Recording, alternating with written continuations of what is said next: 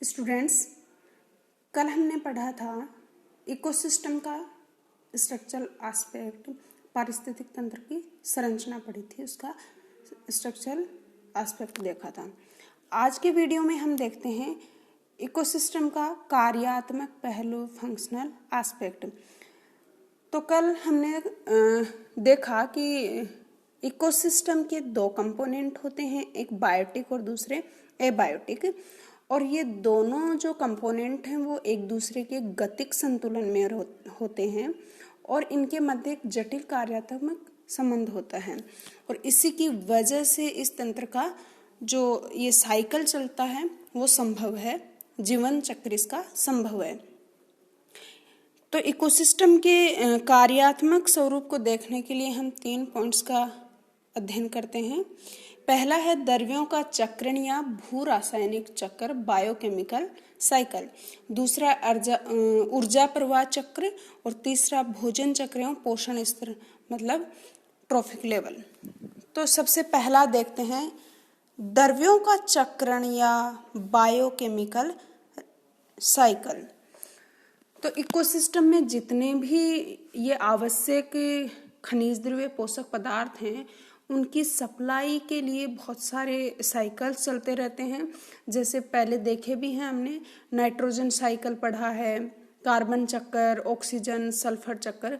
ये सारे के सारे चक्र की वजह से भूमंडल और वायुमंडल में जो भी ये खनिज पोषक पदार्थ होते हैं वो प्रोड्यूसर्स की सहायता से, जो उत्पादक होते हैं उनकी सहायता से दूसरे एनिमल्स में जाते हैं और वहाँ से वापस ये भूमंडल में आ जाते हैं। उन एनिमल्स में या जीव जंतुओं में ये कुछ जैविक क्रियाएं संपन्न करवाते हैं और जब उनकी डेथ होती है, उनका डीके होता है, तो डिकम्पोजर्स जो हैं वो इनको वापस क्या कर देते हैं, इनका रिसाइकलिंग के लिए भूमि में मिला देते हैं, भूमंडल में आ जाते हैं ये। जैसे हमने कार्बन साइकिल के बारे में बात करें तो जैसे CO2 कार्बन डाइऑक्साइड है, फोटोसिंथेसिस की सहायता से प्लांट्स हैं वो उसको लेंगे और फूड बनाएंगे। इन प्लांट्स से दूसरे एनिमल्स हैं वो फूड लेंगे, तो ये दूसरे एनिमल्स में जाएगा और एनिमल्स की मान लो डेथ हो गई तो उनका डीके होगा तो ये वापस से CO2 की फॉर्म में आ जाएगी। एनिमल्स हैं वो रेस्पिरेशन करते हैं तो भी CO2 के रूप में आ जाती है। प्लांट्स खुद रेस्पिरेशन करते हैं तो भी CO2 के रूप में वापस वायुमंडल में आ जाती है। या फिर इनका जो ये इनसे कोयला वगैरह बनता है, इनका प्लांट्स का, फिर इनका जब कंबसन करते हैं, दहन करते हैं तो वापस CO2 बन जाती है। तो इस तरीके से ये क्या चलता है, एक पूरा साइकिल चलता है। ये जो खनिजों का साइकिल होता है उसे मिनरल सर्कुलेशन भी कहते हैं। और क्योंकि ये जो साइकिल चलते हैं उसमें इकोसिस्टम के बायोटिक और एबायोटिक दोनों कंपोनेंट हैं वो क्रियाशील रहते हैं, इसलिए ऐसे जो साइकिल होते हैं उनको बायोजियोकेमिकल साइकिल भी कहा जाता है। अब हम दूसरा देखते हैं ऊर्जा प्रवाह। तो अर्थ पे जितने भी जीव हैं उनका जो अस्तित्व है वो एनर्जी पे डिपेंडेंट होता है। तो नेचर में ऊर्जा का हमने पहले भी पढ़ा है, एक मुख्य स्रोत एक ही है, वो है सनलाइट। और इस सनलाइट का लगभग 50% पार्ट है वो हीट के रूप में धरातल पे अवशोषित हो जाता है। इसका 30% है वो उसको बादल और धूल के कण हम उसको रिफ्लेक्ट कर देते हैं और इसका केवल 20% ही वायुमंडल द्वारा अवशोषित किया जाता है। और इसलिए वास्तव में जो सन की जो लाइट है उसका कुछ % भाग ही फोटोसिंथेसिस में काम आ पाता है। अब फोटोसिंथेसिस में ये क्या करते हैं, प्रोड्यूसर्स होते हैं वो सनलाइट का यूज करके, और जो ये कहें जो सौर ऊर्जा है उसको किस में बदल देते हैं, ये रासायनिक ऊर्जा में बदल देते हैं। और उसके बाद इन उत्पादकों से भोजन लेता है उपभोक्ता, तो ये जो एनर्जी उन्होंने रासायनिक रूप में बदली है वो किस में चली जाएगी, उपभोक्ताओं में चली जाएगी। अब एक उत्पादक से उपभोक्ता में या एक उपभोक्ता से दूसरे उपभोक्ता में जब भी इन भोज्य पदार्थों का स्थानांतरण होता है तो उस टाइम कुछ एनर्जी का ह्रास होता है। मतलब जब इनका स्थानांतरण होगा तो ये नहीं है कि पूरी की पूरी एनर्जी है वो एक लेवल से दूसरे लेवल में ट्रांसफर हो जाती है, उसका केवल 10% भाग ही एक लेवल से अगले लेवल में, एक ट्रॉफिक लेवल से दूसरे ट्रॉफिक लेवल में पहुंच पाता है। बाकी का 90% है वो ह्रास हो जाती है, या यूं कहें वो या तो रेस्पिरेशन के रूप में उष्मा ऊर्जा में बदल जाती है या फिर उसका ह्रास हो जाता है, वो व्यर्थ जाती है एक तरह से। इसलिए हम कह सकते हैं कि एनर्जी है वो एक ट्रॉफिक लेवल से दूसरे में, दूसरे से तीसरे में, ऐसे सिर्फ क्या है एक दिशीय यूनिडायरेक्शनल उसका प्रवाह होता है। जबकि हमने अभी पहले बायोजियोकेमिकल साइकिल देखे, उनमें कहा था कि उनका जो सर्कुलेशन है, उनका सर्कुलेशन होता है वो यूनिडायरेक्शनल नहीं होते हैं, वो एक साइकिल के रूप में चलते हैं उनका फ्लो, जबकि एनर्जी का फ्लो हमेशा यूनिडायरेक्शनल होता है। अब इकोसिस्टम में जब ऊर्जा का या तो ऊर्जा का प्रवेश है या फिर उसका एक लेवल से दूसरे में रूपांतरण है या वितरण है, ये सब उष्मागतिक थर्मोडायनेमिक्स के नियमों के तहत होता है। जैसे उष्मागतिकी का प्रथम नियम जो होता है वो होता है कि ऊर्जा का ना तो निर्माण किया जा सकता है और ना ही उसे नष्ट किया जा सकता है, उसे केवल एक रूप से दूसरे रूप में बदला जा सकता है। जैसे फोटोसिंथेसिस की प्रोसेस में प्लांट्स हैं वो सनलाइट जो सौर ऊर्जा है उसको रासायनिक ऊर्जा में बदलते हैं, और जब रेस्पिरेशन होता है तो ये रासायनिक ऊर्जा जो है वो हीट एनर्जी या उष्मा ऊर्जा के रूप में परिवर्तित हो जाती है। तो सिर्फ इसका एक रूप से दूसरे रूप में परिवर्तन होता है, या नष्ट और निर्माण इसका नहीं किया जा सकता। दूसरा नियम है कि जब भी ऊर्जा का ट्रांसफर होता है तो वो एक रूप से दूसरे रूप में बदलती है, उस समय उसका कुछ भाग है वो ह्रास हो जाता है, वो पूरा का पूरा एक रूप से दूसरे रूप में नहीं बदल पाता। अब है पारिस्थितिक तंत्र के टाइप्स देखते हैं। हमने कहा था कि इसके फंक्शनल एस्पेक्ट देखने के लिए 3 स्टेप्स, 3 बिंदुओं, 3 पॉइंट्स पढ़ते हैं। तो पहले 2 पॉइंट हम पढ़ चुके हैं।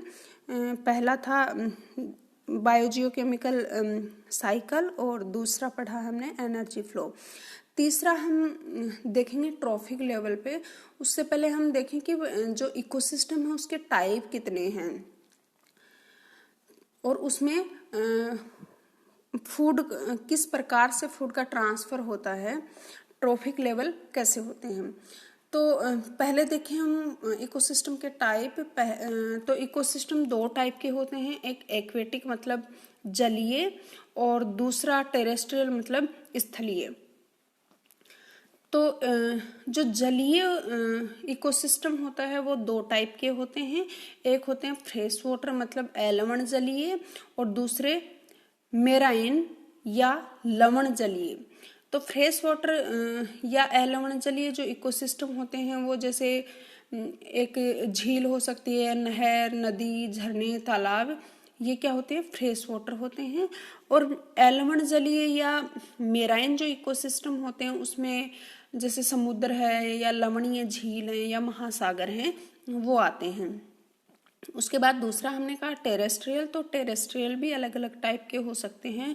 स्थलीय पारिस्थितिक तंत्र वो मतलब वहाँ किस प्रकार की वेजिटेशन है, वहाँ पे किस प्रकार का आवास है, किस प्रकार के जीव हैं, उसके आधार पे टेरेस्ट्रियल इकोसिस्टम अलग अलग टाइप का होता है। जैसे ग्रासलैंड टेम्परेट हो सकता है, फॉरेस्ट में भी ट्रॉपिकल फॉरेस्ट हो सकता है, डेसिडुअस फॉरेस्ट हो सकता है, कॉनिफेरस एवरग्रीन फॉरेस्ट हो सकता है, और डेजर्ट ड्राई डेजर्ट हो सकता है। और मैन मेड में मतलब मानव निर्मित में जैसे गार्डन है या फिर क्रॉप है मतलब खेत वाला है। तो ये अलग अलग टाइप के इकोसिस्टम होते हैं। अब हम देखते हैं हमने कहा दो टाइप के इकोसिस्टम है, एक्वेटिक और टेरेस्ट्रियल। तो एक्वेटिक या जलीय का पहले हम एक एग्जाम्पल देखते हैं, लेक इकोसिस्टम मतलब झील का पारिस्थितिक तंत्र, और दूसरा हम एक एग्जाम्पल देखेंगे टेरेस्ट्रियल का। तो टेरेस्ट्रियल में हम देख लेंगे फॉरेस्ट इकोसिस्टम, वन पारिस्थितिक तंत्र। तो दोनों का एक एक एग्जाम्पल देखते हैं। तो लेक इकोसिस्टम देखें तो लेक इकोसिस्टम में इकोसिस्टम है तो इसके दो कंपोनेंट होंगे, एक बायोटिक और दूसरे एबायोटिक। एबायोटिक में तो पहले हम इसका देखें एबायोटिक घटक। एबायोटिक घटक में क्या होते हैं, जैसे सनलाइट है, प्रकाश है, वाटर है, यहाँ ये वाटर है, और अन्य इसमें खनिज लवण जैसे potassium, phosphorus, oxygen, calcium, magnesium, sodium, nitrogen और कार्बन डाइऑक्साइड गैस और ये सब। तो ये सारे के सारे इसके कौन से घटक हो गए हैं, अजैविक घटक। दूसरे इकोसिस्टम के घटक कौन से हैं, जैविक या बायोटिक। तो जैविक या बायोटिक में हमें पता है दो टाइप के होते हैं। एक होता है मुख्यतः दो बोल सकते हैं या फिर तीन टाइप के होते हैं। एक होते हैं प्रोड्यूसर्स उत्पादक, दूसरे होते हैं कंज्यूमर्स और तीसरे होते हैं डिकम्पोजर्स। तो इसमें सबसे पहले हम देखें प्रोड्यूसर। तो प्रोड्यूसर इनमें कौन से होते हैं, जैसे इसकी जो सतह होती है पानी की, इसके ऊपर या इसके थोड़ा सा नीचे तक जो एल्गी और डायटम्स होते हैं वो प्रोड्यूसर होते हैं। साथ ही कुछ ऊपर तैरने वाले या फिर निमग्न जो पुष्पी पौधे होते हैं, जैसे हाइड्रिला है, वेलिस्नेरिया है, आइकोनिया, क्रिस्पस, कमल, ये सब क्या होते हैं, प्रोड्यूसर होते हैं। ये सनलाइट से अपना भोजन है वो स्वयं बनाते हैं। उसके बाद प्रोड्यूसर के बाद में कंज्यूमर होते हैं। कंज्यूमर में भी सबसे पहले प्राइमरी कंज्यूमर। तो प्राइमरी कंज्यूमर इसमें क्या होते हैं, जैसे जू प्लैंक्टन्स, प्राणी प्लवक होते हैं, जलपिस्सू है, मच्छर के लार्वा हैं और कुछ दूसरे भी अकशेरुकीय जंतु भी होते हैं। ये सारे क्या होते हैं, प्राथमिक उपभोक्ता। अब प्राथमिक उपभोक्ता को खाने वाले द्वितीयक उपभोक्ता होते हैं। तो द्वितीयक उपभोक्ता में कोई छोटी मछलियां और मेंढक होते हैं। और इन द्वितीयक उपभोक्ताओं का उपभोग करने वाले टर्सरी कंज्यूमर या तृतीयक उपभोक्ता होते हैं, वो सर्वोच्च मांसाहारी होते हैं। और ये जैसे बड़ी मछलियां हैं, बतख है, बगुला है, ये क्या होते हैं, टॉप कंज्यूमर्स होते हैं। उसके अलावा जो डिकम्पोजर्स होते हैं वो सेप्रोफाइटिक फंगस हैं, बैक्टीरिया है, या डेट्रिटस पर जो निर्वाह करने वाले प्रोटोजोन्स हैं, या उसके अलावा दूसरे भी इनवर्टिब्रेट्स हैं। ये झील का जो नीचे का तले में जो कीचड़ होता है वहाँ पे होते हैं। और ये जो भी सड़े गले जो मृत पदार्थ होते हैं उनको डिकम्पोज करने का काम करते हैं। तो ये वाला इकोसिस्टम कौन सा हो गया है, एक लेक इकोसिस्टम, एक्वेटिक इकोसिस्टम। अब दूसरा हम देखें टेरेस्ट्रियल इकोसिस्टम का एग्जाम्पल, उसमें हम देखें फॉरेस्ट इकोसिस्टम।